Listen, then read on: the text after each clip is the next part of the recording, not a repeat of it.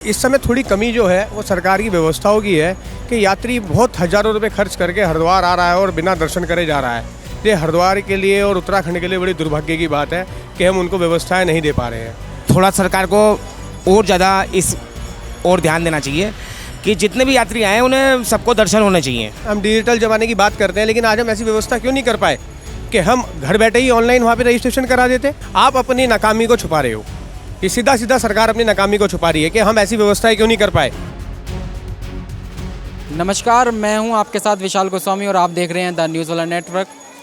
जैसे हम हर की पौड़ी पर पहुंचे तो यहां हमने सोचा कि कुछ व्यापारियों से भी बातचीत कर ली जाए, क्योंकि सीज़न चल रहा है तो व्यापारी इस सीज़न के बारे में क्या सोचते हैं, क्या कुछ सोचना व्यापारियों का कि इतनी दिक्कतों का सामना करना पड़ रहा है, क्या इस बार व्यापार बढ़िया चलेगा।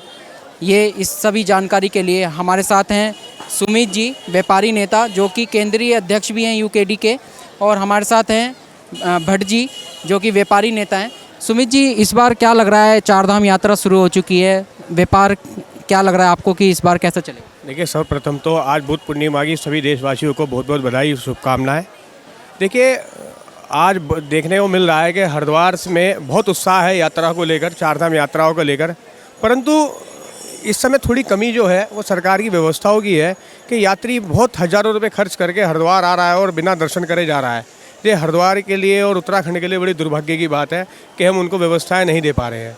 आप देखिए कि दूर दराज जम्मू कश्मीर का अमरनाथ यात्रा चलती हैं, वहाँ तरह तरह के लंगर और भंडारे चलते हैं, निःशुल्क चलते हैं, वहाँ लोगों के रहने की टेंट में व्यवस्थाएँ हैं, परंतु हमारे यहाँ अभी ऐसी व्यवस्थाएँ हम कर नहीं पाए। ये हम अपनी नाकामी मानते हैं कि मैं सरकार की नाकामी नहीं कह रहा हूँ, हम लोगों की भी नाकामी है, क्योंकि सरकार तो जो अपना कार्य कर रही है वो कर ही रही है जितना हो पा रहा है, फिर भी कुछ व्यवस्थाएं भी ऐसी हैं जो हमें सुधार करने की आवश्यकता है। क्या आप ये कहना चाह रहे हैं कि सरकार फेल हो चुकी है यात्रा सीजन यात्रा के उसमें? ये क्या है, एक तो दबाव बहुत ज़्यादा है इस समय यात्रा को लेकर।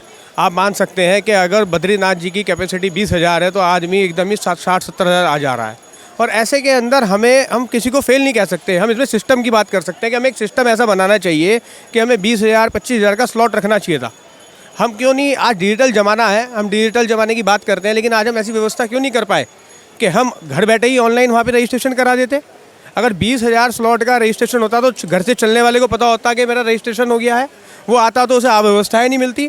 सरकार को पता होता कि हमें 20,000 आदमियों की व्यवस्थाएं करनी है, परंतु ये सारी चीज़ों के अंदर मैं मानता हूँ कि हम कहीं ना कहीं हमारी सरकार फेल हुई है। ये उत्तराखंड की जो सरकार फेल हुई है, और सरकार को इसके अंदर अभी भी समय है, क्योंकि अभी यात्रा अभी शुरुआत हुई है, यात्रा अभी बहुत लंबी है।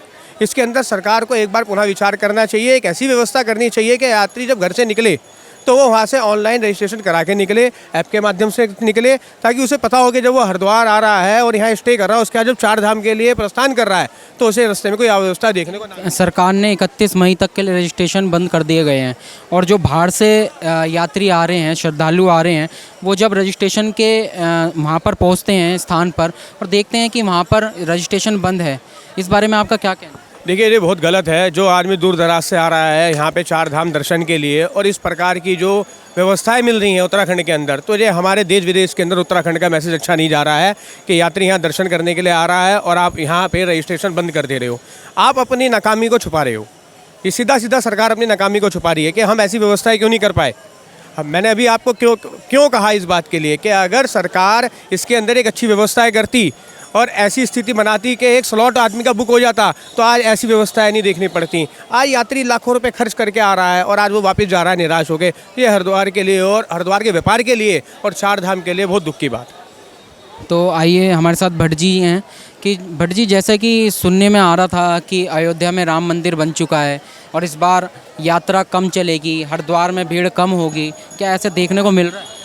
ऐसा है सर कि पूरे देश में ना जो माहौल है कि सनातन के प्रति लोगों का बहुत ज़्यादा, एक लोग भगवान के प्रति, सनातन धर्म के प्रति आज जो देश में एक लहर चल रही है, उसमें लोग ज़्यादा से ज़्यादा संख्या में तीर्थ स्थानों पे उमड़ रहे हैं।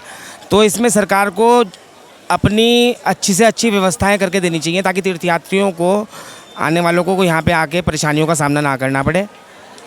ऐसा कुछ देखने को मिल रहा है कि मैंने आपसे दोबारा अपना क्वेश्चन दोहरा रहा हूँ कि मैंने आपसे ये पूछा है कि राम मंदिर बन गया है, लेकिन वहाँ ये सुनने में आ रहा था कि हरिद्वार में या चार धाम में व्यवस्थाएं जो श्रद्धालु आएंगे कम आएंगे, लेकिन ऐसा कुछ देखने को नहीं नहीं, भीड़ तो बढ़ती जा रही है लगातार, और ऊपर चार धाम के लिए भी यात्री लगातार पंजीकरण कराने के लिए लाइनों में लगे हुए हैं। लेकिन जो सरकारी सिस्टम फेल हो रहा है, वो सरकार को और ज़्यादा इस और ध्यान देना चाहिए कि जितने भी यात्री आए उन्हें सबको दर्शन होने चाहिए।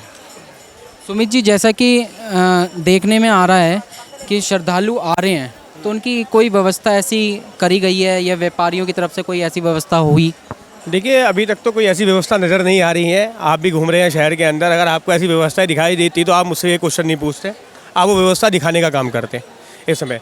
बाकी हरिद्वार के अंदर कोई ऐसा डाउट नहीं है कि लोगों में, मैं आपको वही बता रहा हूँ, बहुत उत्साह है, लोग बहुत ज़्यादा आ रहे हैं हरिद्वार के अंदर, भारी भीड़ आ रही है, लेकिन उसका लाभ कहीं ना कहीं व्यापारियों को नहीं मिल पा रहा है। उसका कारण ये भी है कि मैं पहले भी अपने कई बार अखबारों के माध्यम से बोल चुका हूँ कि जो आउटसाइडर है, जो आप देख रहे हैं बाहर की ज़मीनों में लोग अवैध रूप से अतिक्रमण करके बैठ गए हैं, कहीं ना कहीं उसका भी व्यापार के ऊपर, हरिद्वार के लोगों के व्यापारियों में बहुत प्रभाव पड़ा है। तो जैसा कि बताया सुमित जी ने और भट्ट जी ने कि कहीं ना कहीं अव्यवस्था हुई है, और सरकार ने व्यवस्था करी नहीं करी ये तो सब विषय अलग है, लेकिन सबसे बड़ा विषय ये है कि जब चार धाम यात्रा शुरू हो रही थी तो सरकार ने ऐसी व्यवस्था क्यों नहीं करी? क्यों श्रद्धालुओं को वापसी जाना पड़ रहा है? क्यों आधे रास्ते से श्रद्धालु वापसी जा रहे हैं? अपने घर से श्रद्धालु आ रहे हैं, लेकिन जब रजिस्ट्रेशन के लिए ऋषिकुल मैदान में जाते हैं तो उन्हें पता लगता है कि 31 मई तक के लिए रजिस्ट्रेशन बंद कर दिए गए हैं, और उन्हें फिर दोबारा वापसी जाना पड़ता है। वो हरिद्वार कुछ दिन के लिए रुकते हैं, फिर दोबारा अपने घर चले जाते हैं। तो कहीं ना कहीं मायूसी मेरे को दिखाई देती है कहीं ना कहीं। तो ऐसी खबरों को देखने के लिए आप देखते रहिए द न्यूज़ वाला नेटवर्क। कैमरा पर्सन शिवम के साथ मैं विशाल गोस्वामी, जल्द मिलेंगे नई खबर के साथ।